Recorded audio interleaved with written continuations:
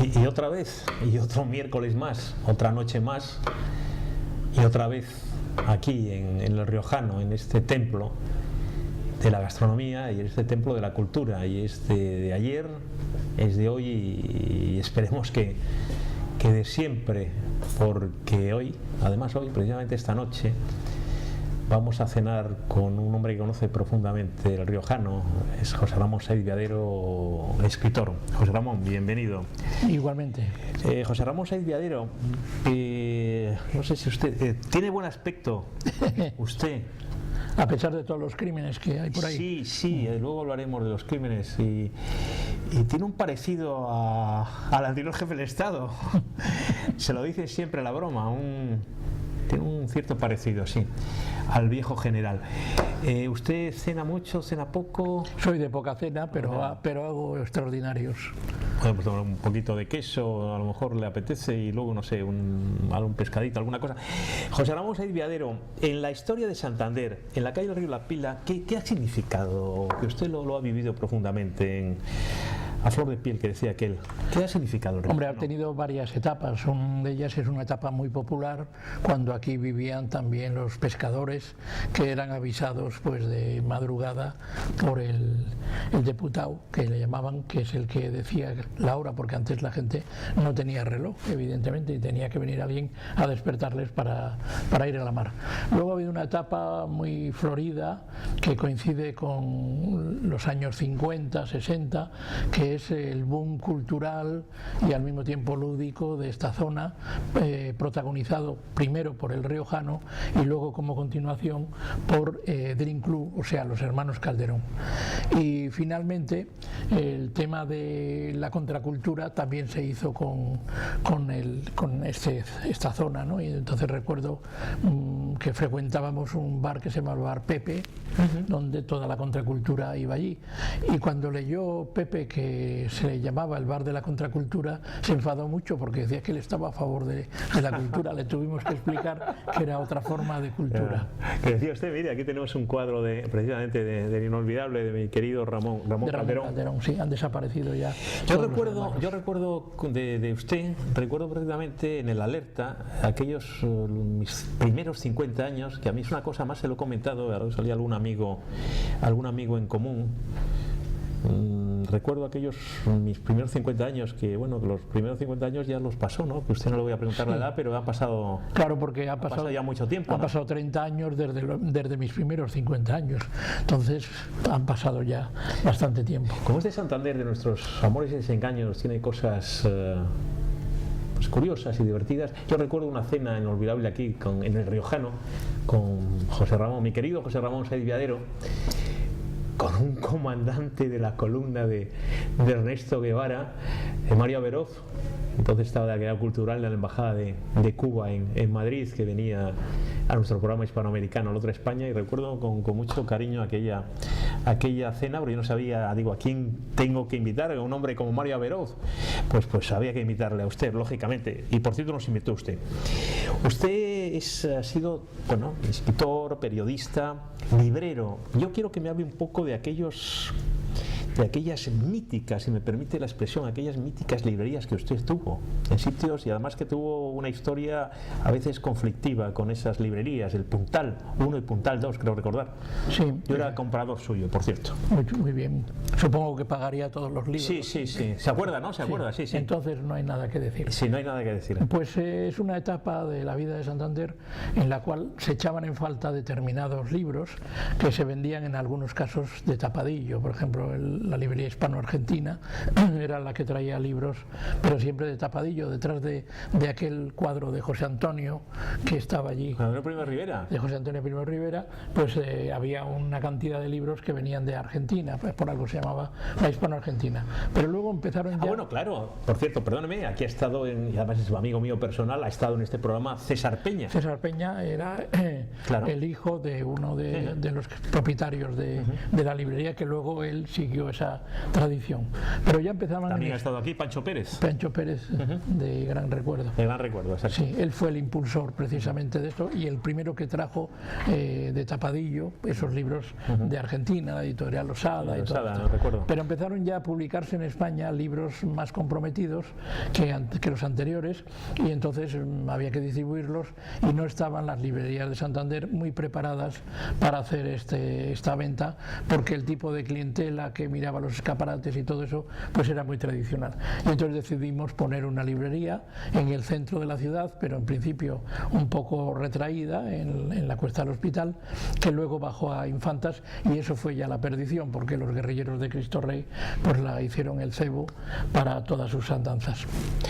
Es curioso porque José Ramón Sáenz Viadero, que yo lógicamente nunca he estado en esa línea, citaba a José Antonio Primo de Rivera, y hablando de su trayectoria literaria, yo recuerdo un libro además que en su momento, yo lo hablo hace poco con Manuel Ángel Castañeda, que nos impactó mucho a toda la gente de mi generación. No es la suya, pero se acerca bastante.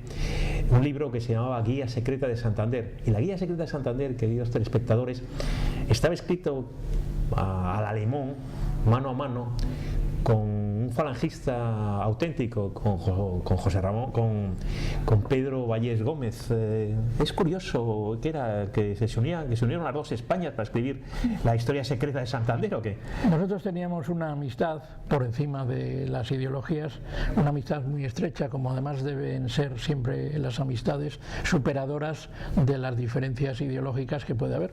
Por otro lado, en aquel tiempo él era, aunque era falangista, él era antifranquista, como un sector de la llamada falange auténtica. Por lo tanto, teníamos algunos nexos en común más allá de la propia amistad. Y un día decidimos escribir este libro, que era una colección que empezaba entonces en España y que era de un éxito enorme, de la editorial Guadiana, una de las secciones de la editorial Guadiana, Alborac, y nos pusimos manos a la obra, y además metimos también un capítulo dedicado al río La Pila, con aquel personaje que era Cadelo, Ramón Cadelo, con el cadelismo ilustrado y los cadelonios, que eran unos álbumes que él hacía y que iba vendiendo por la calle. Santander siempre ha tenido fama, pero yo no sé hasta qué punto, señor José Ramón Sáenz Viadero, que usted lo conoce mucho mejor que yo, entre otras cosas porque ha vivido más tiempo en esta ciudad que yo, que Santander, por eso el Puerto del Mar, verdaderamente ha sido muy liberal, ha sido liberal en costumbres. Decían un poco, como lo decía el general Perón, que hay que ser liberal en todo menos en política. Eso decía el general. No el general Franco, digo el general Juan Domingo Perón. Bueno, Santander sí tiene una tradición liberal enorme, porque fue la burguesía la que hizo esta ciudad, la que transformó la villa antigua de pescadores en una ciudad comercial, mercantil, con un tráfico intenso con América, y en esos negocios se respiraba fundamentalmente el liberalismo.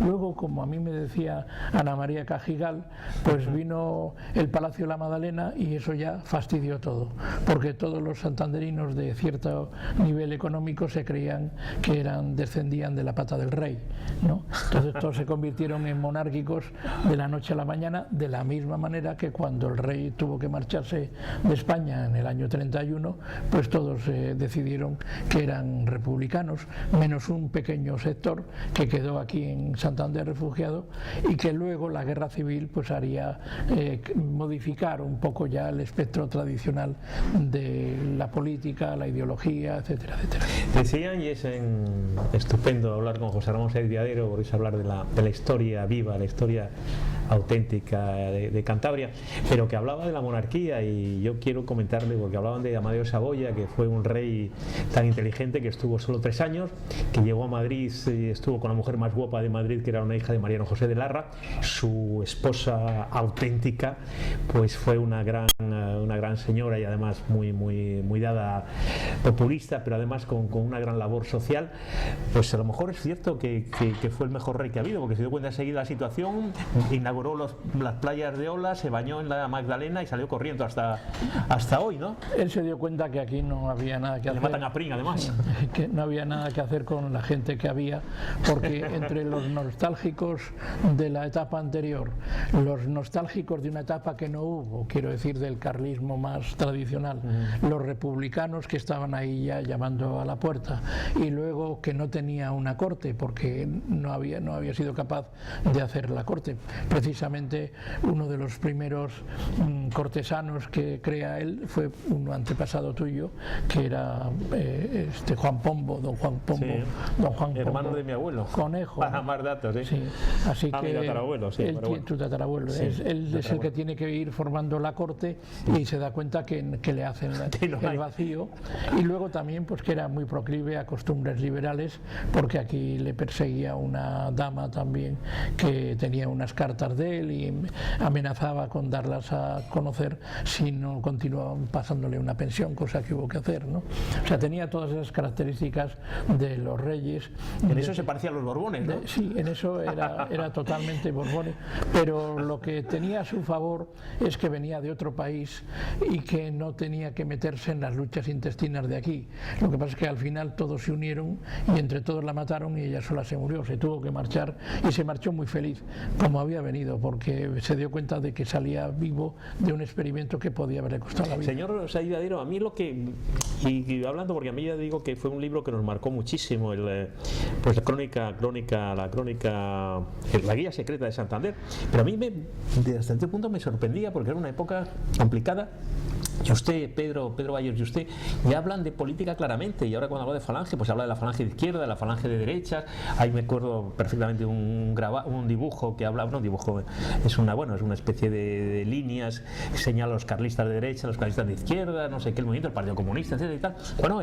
Bueno, ya comprendo lo de los ataques luego, lo que ríe de Cristo Rey, porque era muy valiente el libro, aparte de la historia galante y los sitios de citas de las chicas o los chicos, hablaban también, insisto, con mucha valentía de política, ¿no? Es que era una guía secreta y entonces en ella había que dar cabida a lo que entonces era secreto, que luego empezó siendo secreto, luego secreto a voces y finalmente se convirtió en una realidad que incluso nos ha superado en muchos aspectos a todos nosotros, ¿no? Pero el libro lo que pretendía era, primero, sacar cosas que se sabían pero que no se decían, y en segundo lugar decirlas con un lenguaje que fuera completamente nuevo, que no fuera el lenguaje ese ya trasnochado y decadente de los cronistas antiguos de la ciudad. José Ramón Said Viadero, ¿por qué en España, por qué en Santander se pasa siempre de un extremo a otro? Quiero decir, de los años 40, de aquellos trajes de baño que eran prácticamente vestidos, al nudismo del puntal ahora. Bueno, ¿por qué hay esos péndulos tan impresionantes que yo sepa,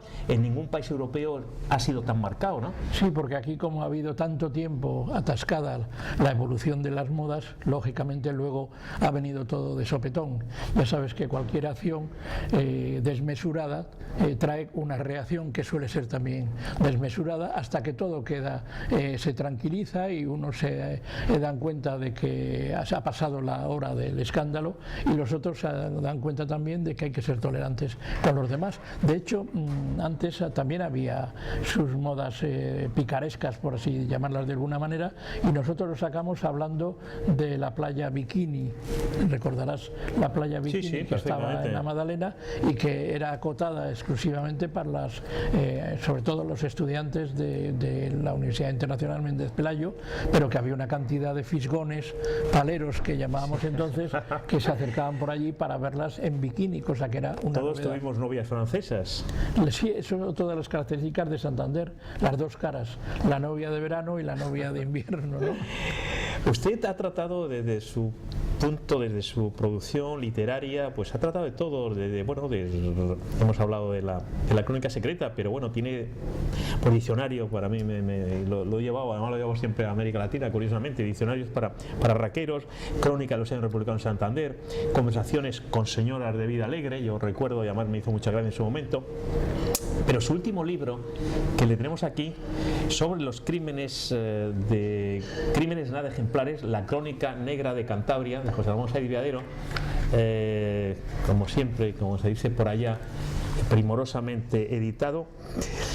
¿Hay algunas características, señor José Ramón Saiz Viadero, hay alguna nota, algún símbolo o algún signo especial de los crímenes que se cometen o que se han cometido a través de la historia en Santander, en Cantabria, o no?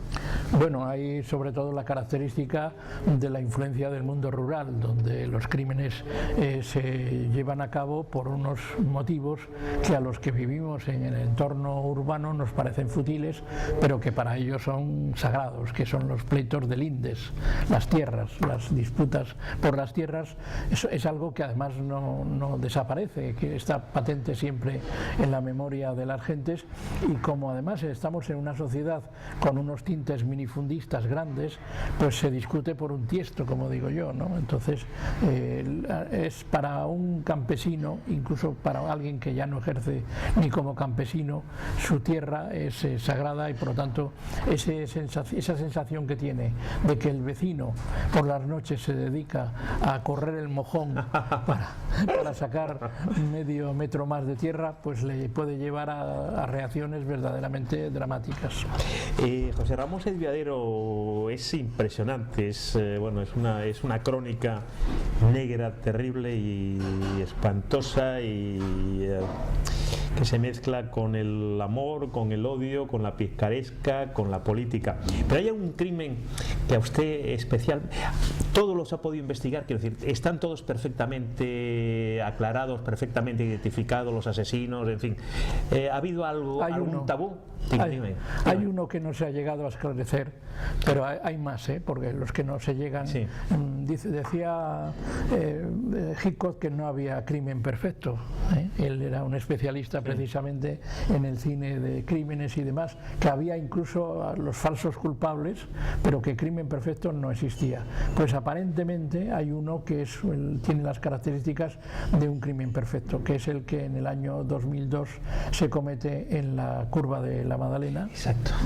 De una profesora, cerca de la curva de la Madalena, una profesora de Madrid, pero que era de Santander, que viene a la boda de un pariente, y al terminar el convite en el tenis se marcha paseando y ya no vuelven a verla viva porque alguien la apuñala, una gran cantidad de puñaladas.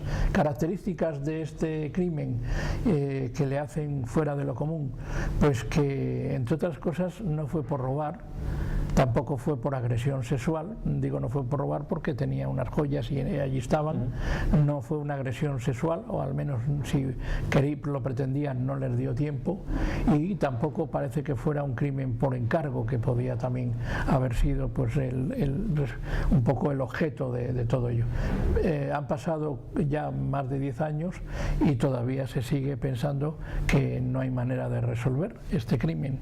En las academias de policía incluso se dice que a los alumnos nuevos, totalmente novatos, que den su idea de lo que podía ser, por peregrina que pudiera parecer, porque a lo mejor detrás de algo como esto tan horrible, de tantas puñaladas, y puede estar algo que no tiene significado para un detective avezado, pero que la casualidad puede dar con el asesino. ¿Y usted tiene alguna versión o tiene alguna idea de lo que pudo ocurrir? No, porque se barajó incluso una hipótesis que era el crimen como juegos de rol, y que entonces estaba de moda. Exacto. Pero se llegó a la conclusión, además con gran apoyo por parte de las sociedades estas de juegos de rol, que no podía ser un crimen de estos, sino que podía ser simplemente un asesino que trabajaba por su cuenta, y ella se encontró en ese momento en el lugar menos adecuado, y además sin testigos por ninguna parte.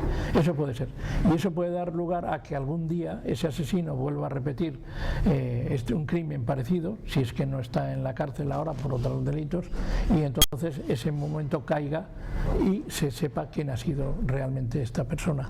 Usted, que es un aficionado, muy aficionado, yo recuerdo además haber estado con usted en los Cineforum, y tuvo una época muy cinematográfica, y sigue siendo muy aficionado, y aquí tiene, bueno, pues por ejemplo, cuando fue Hollywood en la época aquella de Paciste el Coloso, no, se llamaba, era el Coloso de Rodos. El Coloso de Rodas. Era de la época de Maciste, se hicieron muchas películas. 62, 63 en este caso en el 60. 60. Sí, en el 60 es cuando el verano del 60 es cuando Laredo se transforma y de una villa pescadores que era tranquila, que empezaba ya a conocer la llegada del turismo, se convierte en una especie de ciudad, ellos decían para películas de romanos, pero evidentemente era una película de lucha entre los griegos y los naturales de Rodas, ¿no? Pero bueno, eran películas de faldita, como se decía entonces. Y era bueno, y casi Laredo se convierte en Saint-Tropez, ¿no? Sí, se acordará. Yo me acuerdo de verle alguna vez por allí a usted. Sí.